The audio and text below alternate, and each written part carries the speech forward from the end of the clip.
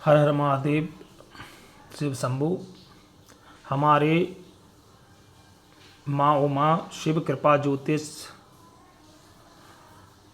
YouTube channel पर आप लोग सभी जुड़े, क्योंकि हमारा जो पुराना चैनल था शिव कृपा ज्योतिष वो किन्हीं कारणवश यूट्यूब पर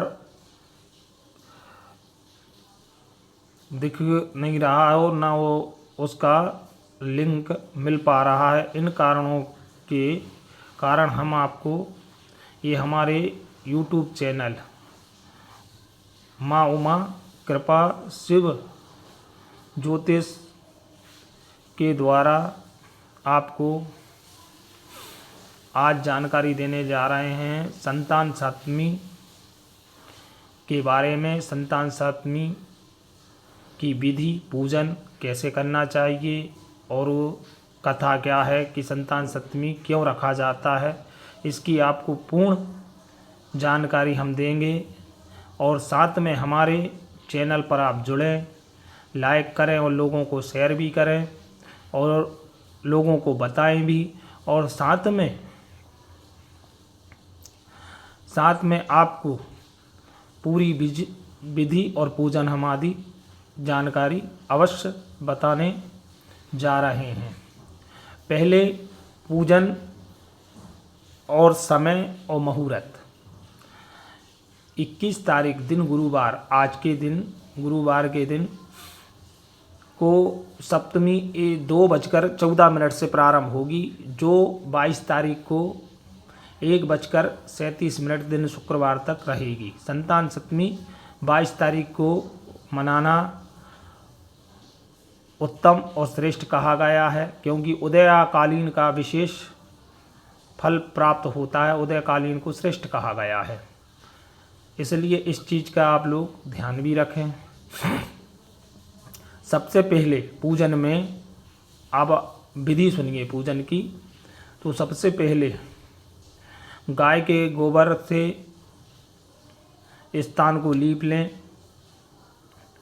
और वहाँ पर आटा, हल्दी या अबीर गुलाल का चौक पूरें। फिर उस पर एक लकड़ी का पटा पीला या चौकी टाइप की रखें और उस पर स्वस्तिक लाल कपड़ा बिछा दें। लाल कपड़े पर चावलों की ढेरी बना दें, एक कलश के लिए, एक ज्योति के लिए।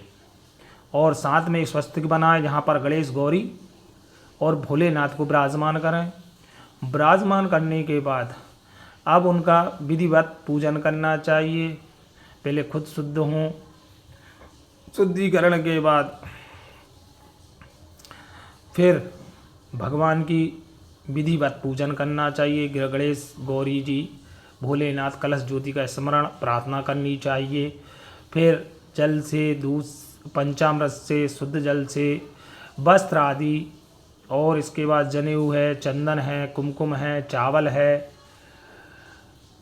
फूल है, दूबा है, बेलपत्री है और अबीर गुलाल है, इत्र है। फिर इसके बाद धूपम दीपम करें, नैवेद्य का भोग लगावें, ऋतु फल चढ़ावें। ऋतु फल चढ़ाने के बाद पान आदि चढ़ावें, दक्षिणा आदि चढ़ावें। जो भी माता पार्वती के लिए श्रृंगार लाए हैं, साड़ी, ब्लाउज है, श्रृंगार में चूड़ी, बिंदी, महावर आदि हैं, ये चढ़ावें। और उनसे अपने जो भी आपने व्रत रहे हैं पुत्र के लिए, उस कामना के लिए भगवान भोलेनाथ, गणेश जी महाराज से और माता पार्वती से अवश्य कहें कि हमारा पुत्र समृद्धिशाली बने, आज्ञाकारी बने और हमारी सेवा करने वाला रहे और उसे उन्नति की प्राप्ति हो। जिनको संतान अभी नहीं हुई है तो अच्छी संतान के लिए भगवान भोलेनाथ से प्रार्थना करें कि हे भोलेनाथ, हे जगत पिता, हे विश्वेश्वर, आप हमें ऐसा पुत्र प्रदान करें जिससे वो जीवन में उन्नति करें, विद्वान हो, बुद्धिमान हो और जीवन में उसे सफलता आदि प्राप्त हो। और इसके बाद 7 पुए जो पुड़ी के गुड़ के आदि बनते हैं, पुओं को बनाएं, उनको केले के पत्ते पर लपेटकर उसको मोली से बांधें, उस पर चांदी सोने की जो भी आपने बनवाया है, अंगूठी है या चूड़ी टाइप बनवाई है, तो उसको रखें, उसकी भी विधिवत चंदन अक्षत बीलपत्री से पूजन करें। और फिर एक रेशम का डोरा लें में, उसमें 7 गांठें लगानी चाहिए, 7 गांठों को की भी पूजा करनी चाहिए। फिर इसके बाद कथा सुने, और कथा में पहले आप ध्यान से चंदन अक्षत और बीलपत्री और फूल रखें, जिससे आप कथा ध्यानपूर्वक सुने, जिससे कथा सुनने से आपको उसका फल भी प्राप्त होगा। और कथा में ये क्या लिखा है और इस कथा का क्या महत्व है, ये आपको जानकारी प्राप्त होती रहेगी। एक दिन महाराज युधिष्ठिर ने भगवान से कहा, हे प्रभु, कोई ऐसा उत्तम व्रत बताइए जिसके प्रभाव से मनुष्यों को सांसारिक दुख कलेश दूर होकर पुत्र एवं पुत्रवान हो। यह सुनकर भगवान बोले, हे राजन, तुमने बड़ा ही उत्तम प्रश्न किया है। मैं तुमको पौराणिक ऐतिहासिक सुनाता हूँ, ध्यानपूर्वक होकर सुनना। एक समय श्री लोमेश ऋषि जी महाराज ब्रजराज की मथुरापुरी में वासुदेव देवकी के घर गए। ऋषिराज को आया हुआ देखकर दोनों अत्यंत प्रसन्न हुए तथा उनको उत्तम आसन पर बैठाकर उनकी अनेक प्रकार से वंदना तथा सत्कार किया। फिर मुनि के चरणों आदि से अपने घर तथा शरीर को पवित्र किया। मुनि प्रसन्न होकर उनको कथा सुनाने लगे। कथा के कहते कहते लोमेश ऋषि ने कहा, हे देवकी, दुष्ट दुराचारी कंस ने तुम्हारे कई पुत्र मार डाले हैं, जिसके कारण तुम्हारा मन अत्यंत दुखी है। इसी प्रकार राजा न्यूष की पत्नी चंद्रमुखी भी दुखी रहा करती थी, किंतु उसे संतान सप्तमी का व्रत विधि विधान सहित किया, जिसके प्रताप से उसको संतान का सुख प्राप्त हुआ। यह सुनकर देवकी ने हाथ जोड़कर मुनि से कहा, हे ऋषिराज, कृपया करके रानी चंद्रमुखी का संपूर्ण वृत्तांत तथा इस व्रत का विधान विस्तार सहित मुझे बताइए, जिससे मैं भी इस दुख से छुटकारा पाऊं। लोमेश ऋषि ने कहा, हे देवकी, अयोध्या के राजा न्यूष थे, उनकी पत्नी चंद्रमुखी थी, वह अत्यंत सुंदरी थी।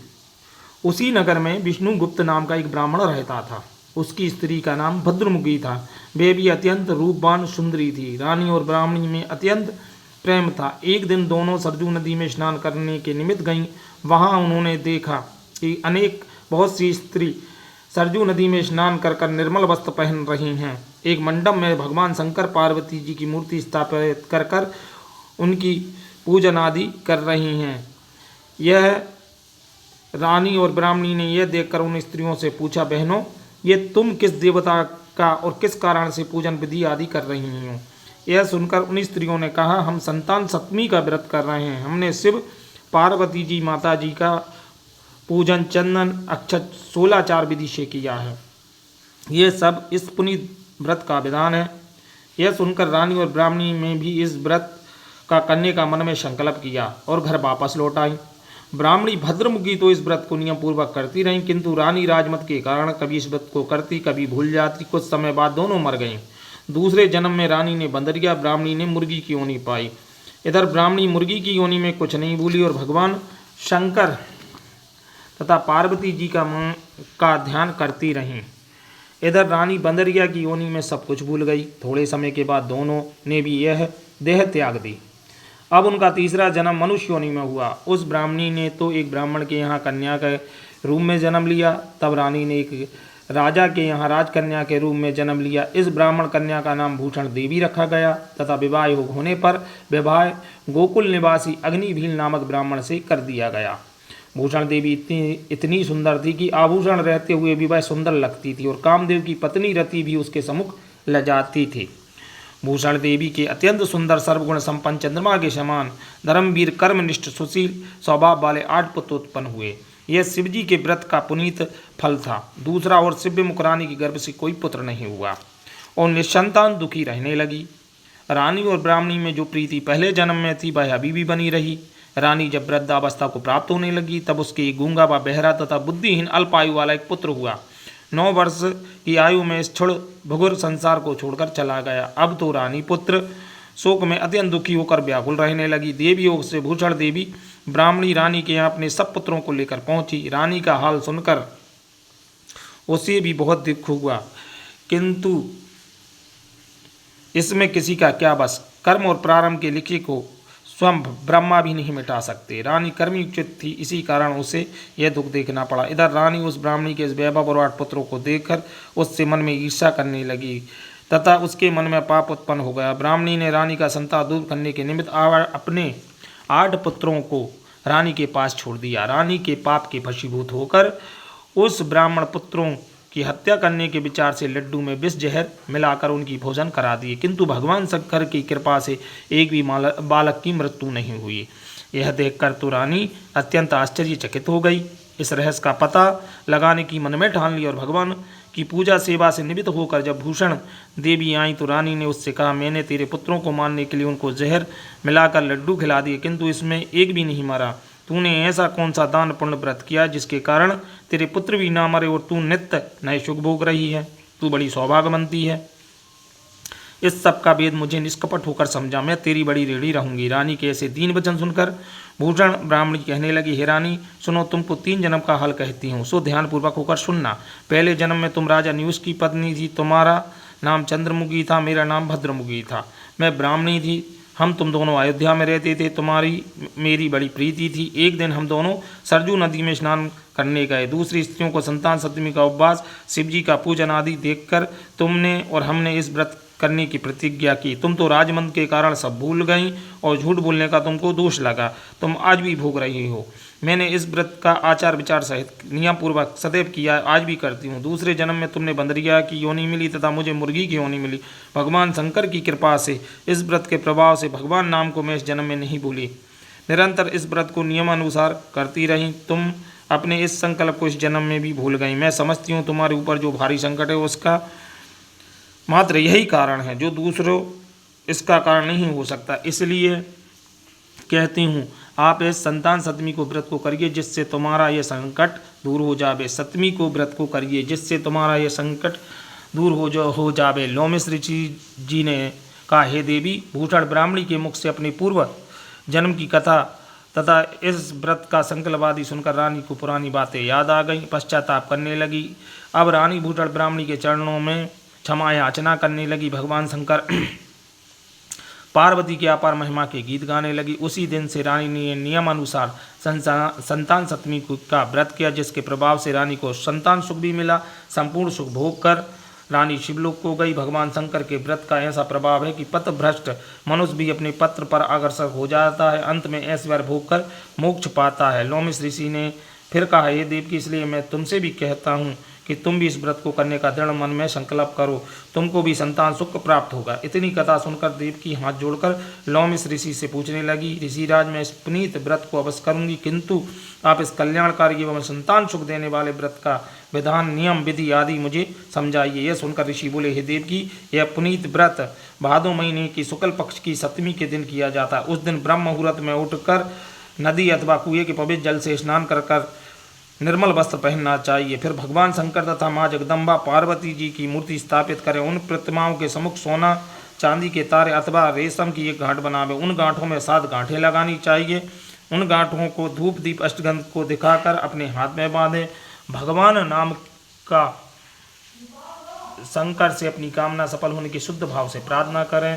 तदंतर 7 पुए भगवान को भोग लगाने के बाद 7 पुए एवं यथाशक्ति सोना चांदी अथवा अंगूठी बनाकर सबको एक तांबे के पात्र में रखकर 16 विधि से पूजन कर किसी सदाचार धर्मनिष्ठ कर्मनिष्ठ सत्यपात ब्राह्मणों को दान में देवे। इसके पश्चात 7 कुएं स्वयं प्रसाद में ग्रहण करें। इस प्रकार इस व्रत का पारायण करना चाहिए। प्रति मास की शुक्ल पक्ष की सप्तमी के दिन, हे देवकी, इस व्रत को इस प्रकार नियम पूर्वक करने से समस्त पाप नष्ट होते हैं, भाग्यशाली संतान उत्पन्न होती है, अंत में शिवलोक की प्राप्ति होती है। हे देवकी, मैंने तुमको संतान सप्तमी का व्रत संपूर्ण विधान विस्तार सहित वर्णन कर दिया है, उनको अब तुम नियम पूर्वक करो, जिससे तुमको उत्तम संतान प्राप्त होगी। इतनी कथा सुनकर भगवान आनंद कंद श्री कृष्ण धर्म अवतार युधिष्ठिर से कहा, लोमिस ऋषि जी इस प्रकार हमारी माता को शिक्षा देकर चले गए। ऋषि के कथा अनुसार हमारी माता देवकी ने इस व्रत को नियम अनुसार किया, जिसके प्रभाव से हम उत्पन्न हुए। यह व्रत विशेष रूप से स्त्रियों को तो कल्याणकारी है, परंतु पुरुषों को भी समान रूप से कल्याणदायक है। संतान सुख देने वाला, पापों को नाश करने वाला यह व्रत जिसे स्वयं भी करे दूसरों से भी करावे। नियम पूर्वक इस व्रत को करता है भगवान शंकर एवं पार्वती माँ को सच्चे मन से आराधना करता है, निश्चय ही अमर यश प्राप्त करके अंत में शिवलोक को पाता है। इसके बाद कथा सुनने के बाद, बोलो शंकर भगवान की जय। कथा सुनने के बाद फिर थोड़ा सा अग्निदेव वहाँ पर बगल में स्थापित करें, फिर उसमें होम धूप दी करें, और फिर इसके बाद भगवान को नरियल है भेंट आदि करें, संकल्प आदि करें, और फिर इसके बाद आप लोग आरती करने के बाद जो 7 गांठों का रेशम का डोरा पूजा की है उसको अपने हाथ में अवश्य बांधें और भगवान से प्रार्थना करें कि भगवान हमारा पुत्र विद्वान बुद्धिमान हो और उसकी आयु लंबी हो, दीर्घायु हो। ऐसे प्रार्थना भोलेनाथ और माता पार्वती से करनी चाहिए।